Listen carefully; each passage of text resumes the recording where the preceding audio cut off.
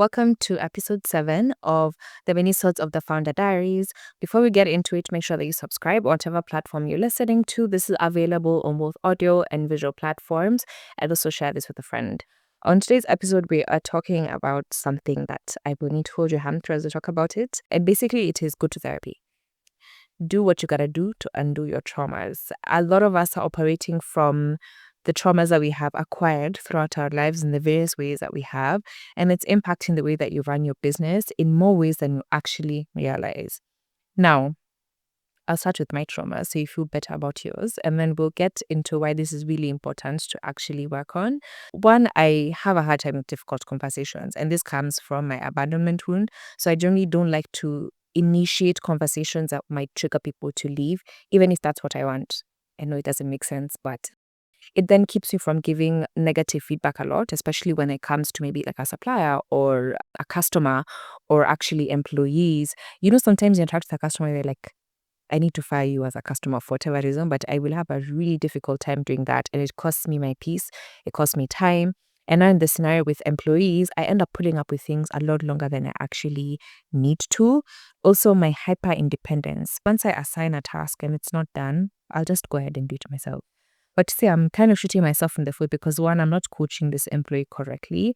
Secondly, it's taking up my time. And also it's taking up my time for something I've paid somebody else, to actually do that work.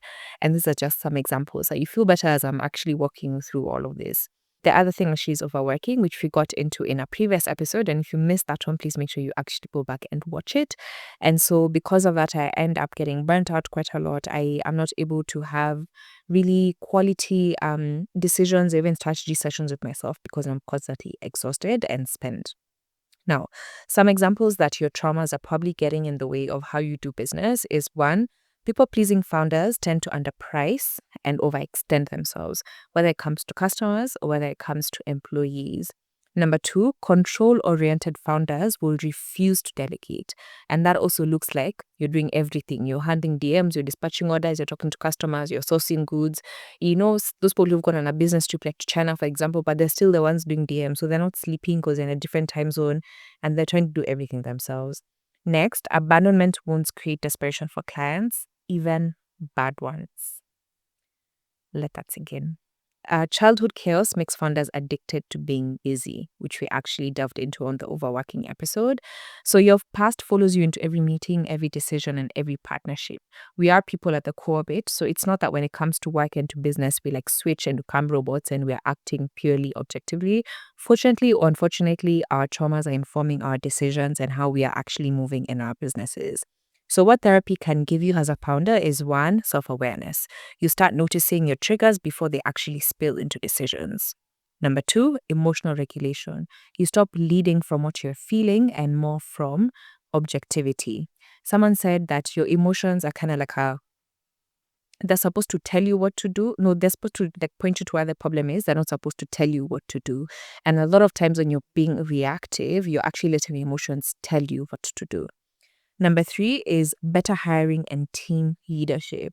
Being able to get over yourself and whatever feelings and inhibitions you have and step into that role and actually be able to lead people objectively and less from a perspective of, what you did triggered me, what you did has upset me, and so I'm going to take over instead, or actually I'll fire you because I'm upset, and you're making really hot-headed decisions.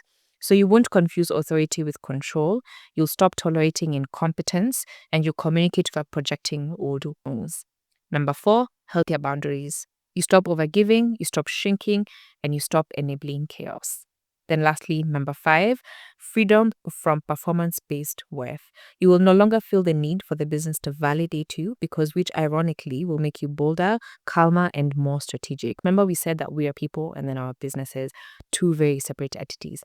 So therapy doesn't make you soft. It doesn't mean you do have a problem, but it will make you dangerous in the best way. And that is clear, calm, and confident. And remember that it is a journey. And this year I purpose to actually be in therapy for most of the weeks of the year. I've kind of fallen off. But I think the biggest thing I have personally experienced is the self-awareness and the clarity. Like I can know when I'm acting from a point of trauma and this is not what I'm supposed to be doing, as opposed to before you're acting with all of this madness and you think it's okay and you think it's normal, versus therapy just makes you realize where there are problems and what you need to do to actually fix or resolve that. This has been episode 7 of the Minisodes of Founder Diaries. Thank you so much for watching. See you on the next one. This podcast is proudly sponsored by Beauty Square KE.